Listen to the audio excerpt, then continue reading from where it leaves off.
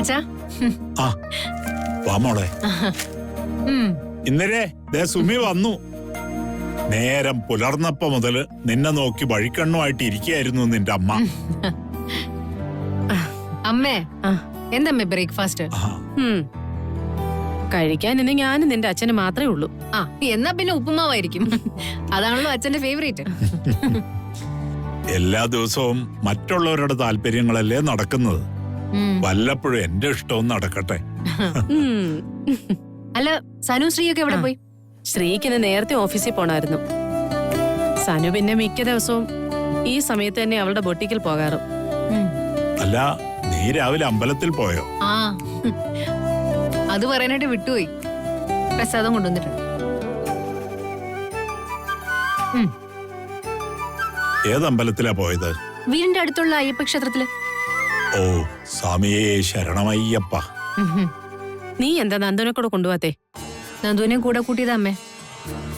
അമ്പലത്തിൽ അവളും കൂടെ വന്നിരുന്നു. പിന്നെന്താ അവൾ ഇങ്ങോട്ട് വരാത്തെ? നന്ദുവിന് ഇന്നത്തെ ദിവസം വേറെന്തൊക്കെയോ പരിപാടികളുണ്ട് അച്ഛാ. അവക്ക് നിതീഷിന്റെ അമ്മയുടെ കൂടെ വിമൻസ് ക്ലബിലോ മറ്റോ പോണമെന്നുണ്ടായിരുന്നു. വിമൻസ് ക്ലബിലോ? അവൾ അവിടെയൊക്കെ പോയി തുടങ്ങിയോ? അവളായിട്ട് പോകുന്നതല്ല, നിതീഷിന്റെ അമ്മ നിർബന്ധിച്ചു കൊണ്ടുപോകുന്ന.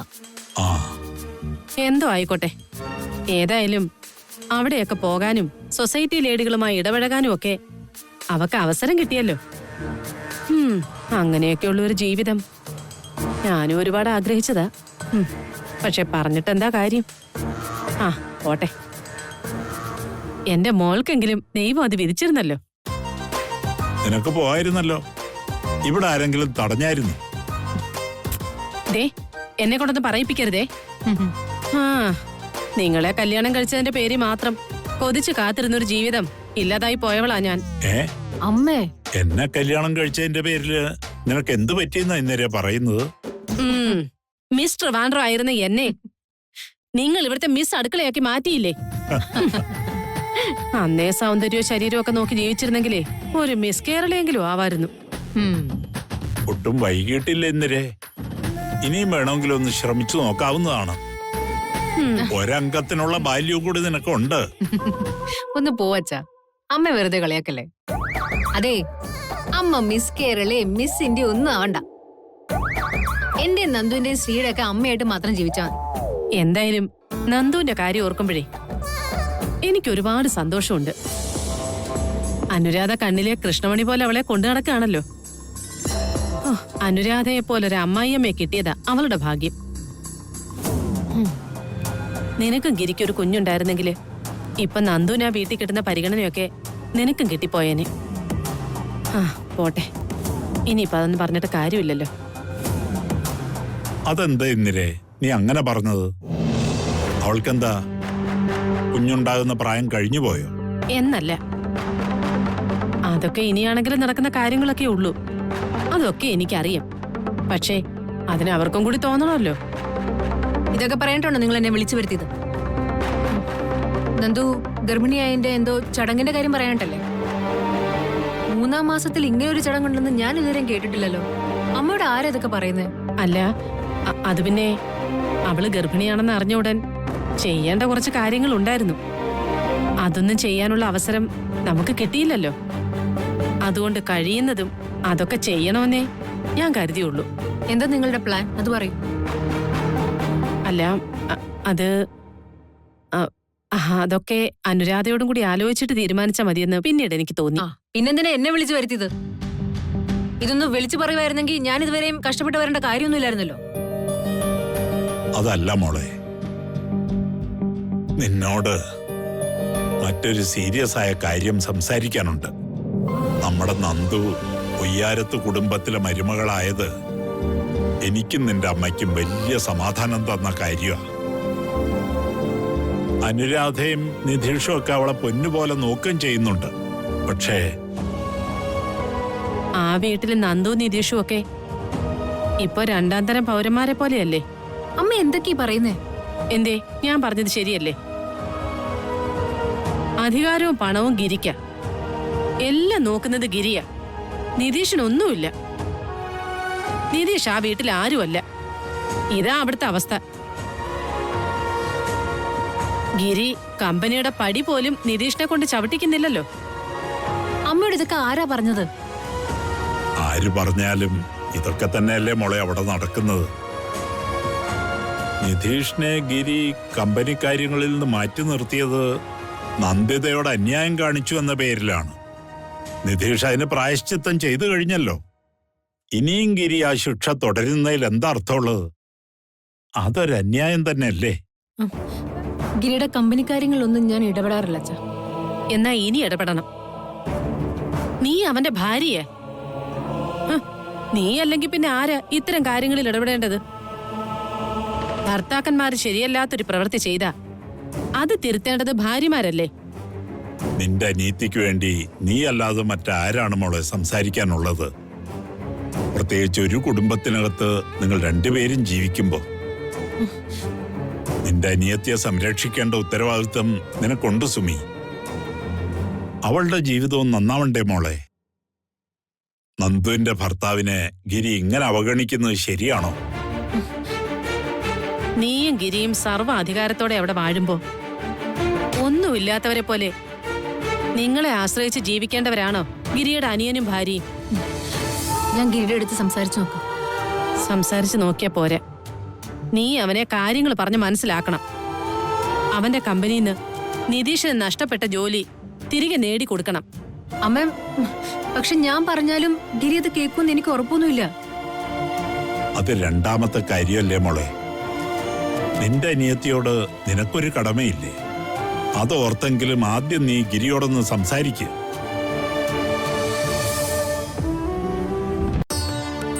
ദീപം ദീപം ദീപം ദീപം ദീപം ദീപം. അമ്മേ മഹാമായേ രക്ഷിക്കണമേ.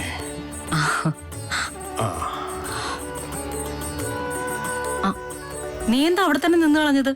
കേറുവാ മോളെ.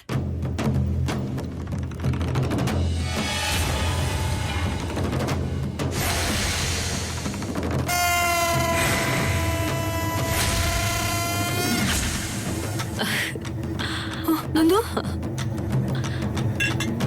നന്ദു, എന്താ നന്ദു മോളെ? എന്താ ഇത്? എന്താ പറ്റിയേ? എവിടെയെങ്കിലും പോയി വീണോ? എനിക്ക് ഒരു കുഴപ്പമില്ല. എന്നെ വിട്ടെ നന്ദു. ഹേയ്, പേടിക്കാനൊന്നുമില്ല. ക്ലബിൽ വെച്ച് അവള് കുറച്ച് വൈൻ കുടിച്ചു. അത് ചെറുതായിട്ടൊന്ന് തലയ്ക്ക് പിടിച്ചതാ. എന്താ നന്ദു ഇതൊക്കെ? ഈ ദുശലൊക്കെ എന്ന് മുതൽ തുടങ്ങിയത്? മർക്കടസ്യേ സുരപാനം മധ്യവൃശ്ചിക ധംസനം എന്ന് പറഞ്ഞ പോലായല്ലോ. നന്ദു, മനസ്സിലായില്ലല്ലേ? കൊരങ്ങിനെ കള്ളു കുടിപ്പിച്ച അവസ്ഥയായല്ലോന്ന്. ദേ അമ്പി, നിർത്തിക്കോ. മതി നിന്റെ പരിഹാസം. അയ്യോ, അടിയനൊരു പൊതു തത്വം പറഞ്ഞെന്നേ ഉള്ളേ. ഇഷ്ടപ്പെട്ടില്ലെങ്കിൽ മാപ്പാക്കണം അനുരാധ തമ്പുരാട്ടിയേ. നാണുണ്ടോ നന്ദു? എന്തോർത്തിട്ടാ നീ ഇതൊക്കെ കാട്ടിക്കൂട്ടുന്നേ? എന്നെ വഴക്ക് നിങ്ങൾ ആരാ? നിങ്ങൾ ആരാ? എന്നെ ഗുണദോഷിക്കാൻ എന്റെ ഭർത്താവും ഭർത്താവിന്റെ അമ്മയും ഉണ്ട് അല്ലേ അമ്മേ? എന്തൊക്കെയൊരു പുളമ്പുന്നേ? വല്ല ബോധമുണ്ടോടെ നിനക്ക്? സുമിത മോളെ, നീ എത്ര ദേഷ്യപ്പെട്ടിട്ടും ഒരു കാര്യവുമില്ല. ഈ പറയുന്നതൊന്നും അവളല്ല, അവളുടെ വയറ്റിൽ കിടക്കുന്ന കള്ള. നന്ദു,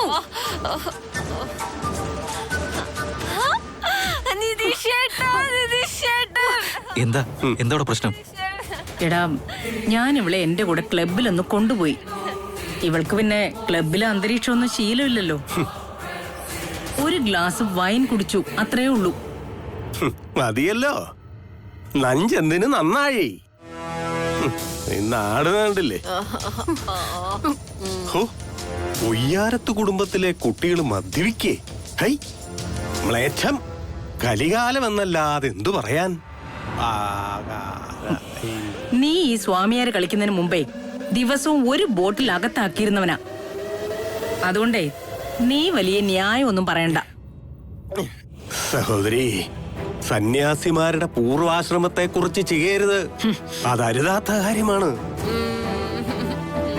കൊണ്ടുപോയി കിടത്തണം അവളെ. നന്ദു നേരെ നിക്ക്. നന്ദു നീ- ചേച്ചി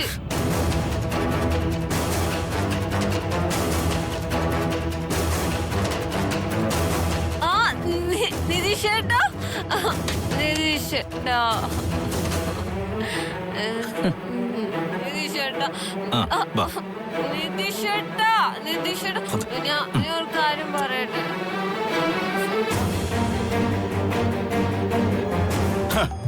കള്ളോളം നല്ലൊരു വസ്തു ഭൂലോകത്തില്ലടി നാണി. എള്ളോളം ഉള്ളിൽ ചെന്നാൽ ഭൂലോകം തരികിട തിത്തൈ തിത്തൈ തിത്തൈ. അതെ, ഒന്ന് നിക്കണം.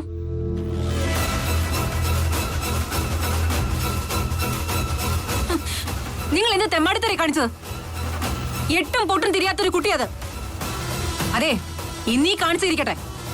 ഇനി മേളിൽ അവളെ ഇങ്ങനെ കൊണ്ടു നടന്ന് വഷളാക്കരുത്. വല്ലപ്പോഴും ഒന്ന് ക്ലബിൽ പോവുകയോ ഒരു ഗ്ലാസ് വൈൻ കുടിക്കുകയോ ഒക്കെ ചെയ്യുന്നതേ നാട്ടു നടപ്പില്ലാത്ത കാര്യമൊന്നും അല്ല സുമിതേ.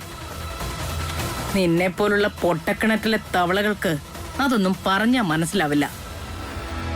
നീയെ ലോകം കണ്ടിട്ടില്ല, അതാ നിന്റെ പ്രശ്നം.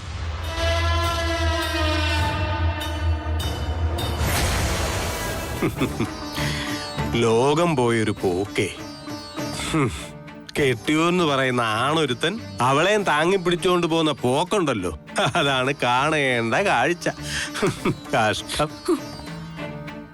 മോളെ, ഒരാൾ വഴിതെറ്റാൻ തീരുമാനിച്ച് പുറപ്പെട്ടാ പിന്നെ മറ്റുള്ളവർക്ക് എന്ത് ചെയ്യാൻ പറ്റും? കാഴ്ചക്കാരായി ഇങ്ങനെ നിന്ന് കാണുകയല്ലേ പറ്റൂ. ശംഭോ മഹാദേവ.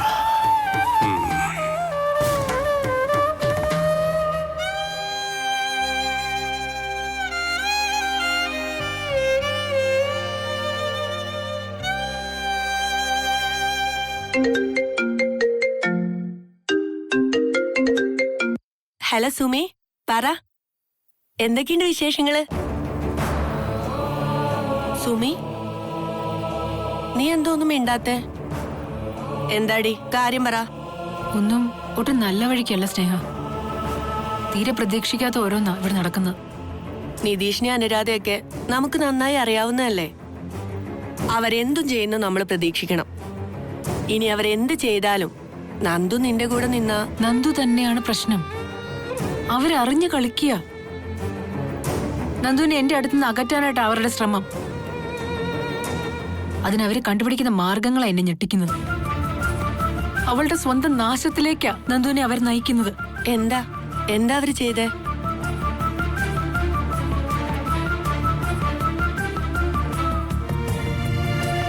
എന്നാലും ഇതിത്തിരി കടുത്തുപോയി. കല്യാണം കഴിഞ്ഞ് വന്ന ദിവസം തന്നെ നീ നന്ദുവിനോട് കാര്യങ്ങളൊക്കെ ഏകദേശം സൂചിപ്പിച്ചിരുന്നതല്ലേ? അന്നേ ഞാൻ അവളുടെ അടുത്ത് പറയാവുന്നതൊക്കെ പറഞ്ഞു കഴിഞ്ഞു. എന്നിട്ടും അവൾക്ക് അവിടെയുള്ളവരുടെ തെറ്റ് തിരിച്ചറിയാൻ പറ്റാതെ പോയി. ആളുകളെ മനസ്സിലാക്കാനുള്ള കഴിവില്ലാതെ പോയി. സ്വന്തം ചേച്ചിയായിട്ടുള്ള ഞാൻ പറയുന്നതിനെക്കാളിലും അവൾക്കിപ്പോ വിശ്വാസം മറ്റുള്ളവർ പറയുന്നതിനാ. നന്ദുവിന്റെ കണ്ണില് നിതീഷും അനുരാധാന്റെ അന്യരല്ല. അവര് അവളുടെ സ്വന്തം ബന്ധുക്കളാണെന്നുള്ള ധാരണ അനുരാധാന്റെ അവൾക്ക് കൊടുത്തു കഴിഞ്ഞു. അതാണ് പ്രശ്നം. എന്റെ അനിയത്തി ഇത്രക്ക് ബുദ്ധിയില്ലാത്ത ഒരാളായി പോയല്ലോ. എന്ത് പറഞ്ഞ ഞാൻ ഇനി അവളെ മനസ്സിലാക്കേണ്ടത്? നന്ദുവിന് ബുദ്ധിയില്ലാതായി പോയതല്ല സുമി. നിന്റെ അമ്മായി അമ്മ അനുരാധയ്ക്ക് ബുദ്ധി കൂടിപ്പോയതാണ് പ്രശ്നം. പിന്നെ അവളുടെ പ്രായം അതല്ലേടി. അവളുടെ സ്ഥാനത്ത് നിന്ന് നീ ഒന്ന് ആലോചിച്ച് നോക്കേ. ഇന്ന് വരെ ജീവിച്ച സാഹചര്യത്തിൽ നിന്ന് വ്യത്യസ്തമായ ഒരു ജീവിതമാണ് അവൾക്കിപ്പോ കിട്ടിയിരിക്കുന്നത്. ഒരു ലക്ഷറി ലൈഫ് സ്റ്റൈൽ. നീയാ പറഞ്ഞ വളരെ ശരിയാ.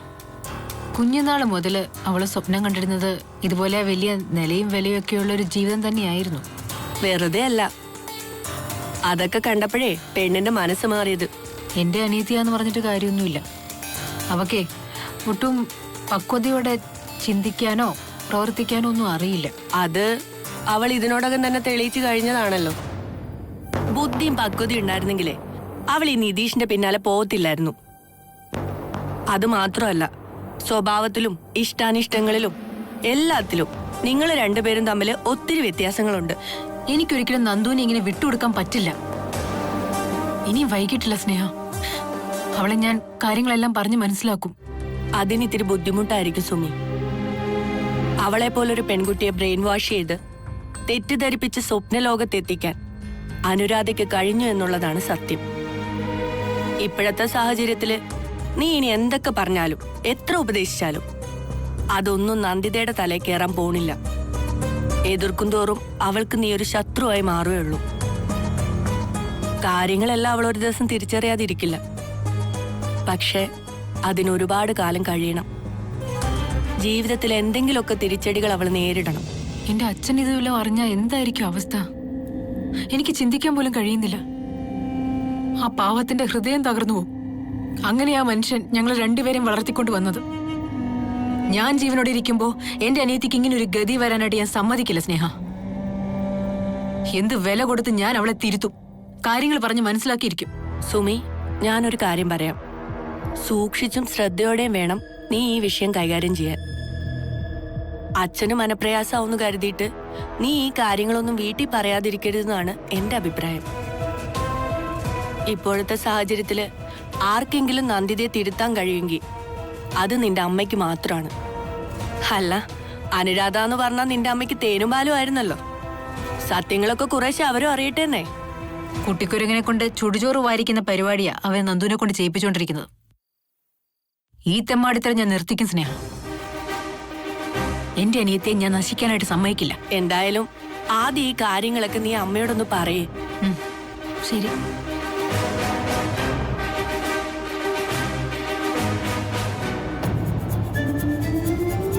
ആരായിരുന്നു ഫോണിൽ?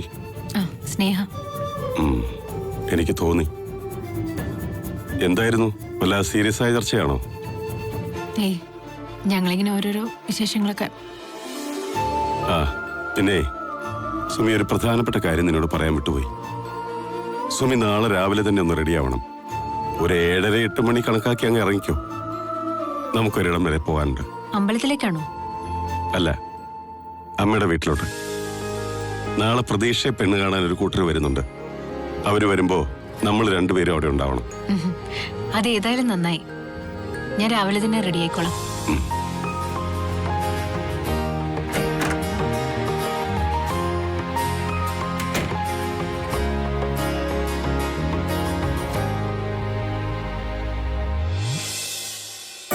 മഹാലക്ഷ്മി അമ്മേ, ഇതാണ് പയ്യൻ അഭിലാഷ്.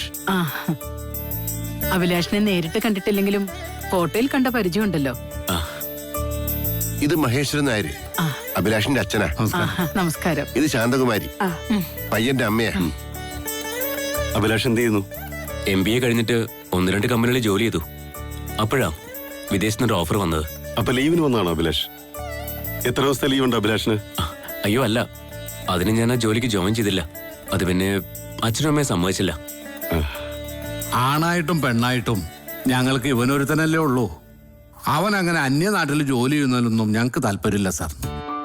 ഞങ്ങൾക്ക് എന്തെങ്കിലും പറ്റിയ ഓടിയെത്തുന്ന ദൂരത്ത് ഞങ്ങളുടെ മോനുണ്ടാവണ്ടേ? അതെ അതെ, അതുകൊണ്ടാ നാട്ടിൽ തന്നെയുള്ള ഏതെങ്കിലും പ്രപ്പോസൽ മതിയെന്ന് ഇവര് നിർബന്ധം പിടിച്ചത്. എന്നാ പിന്നെ നേരം കളയണ്ട, മോളെ വിളിക്കാം. ഒന്ന് മോളെ വിളിക്കുന്നേ.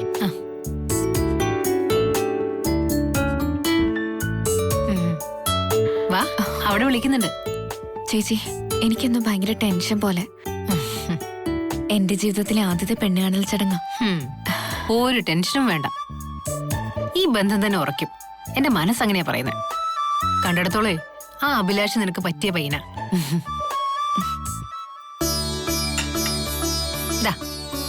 നടക്ക്.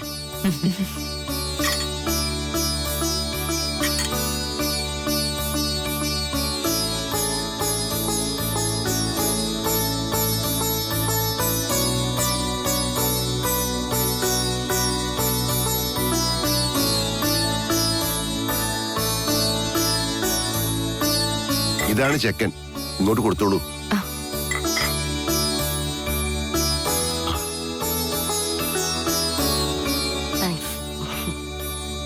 ഓ, അതവിടെ വെച്ചു.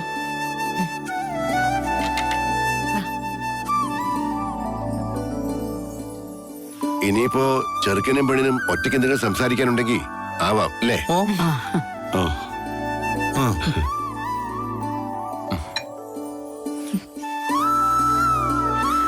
ചെല്ല്.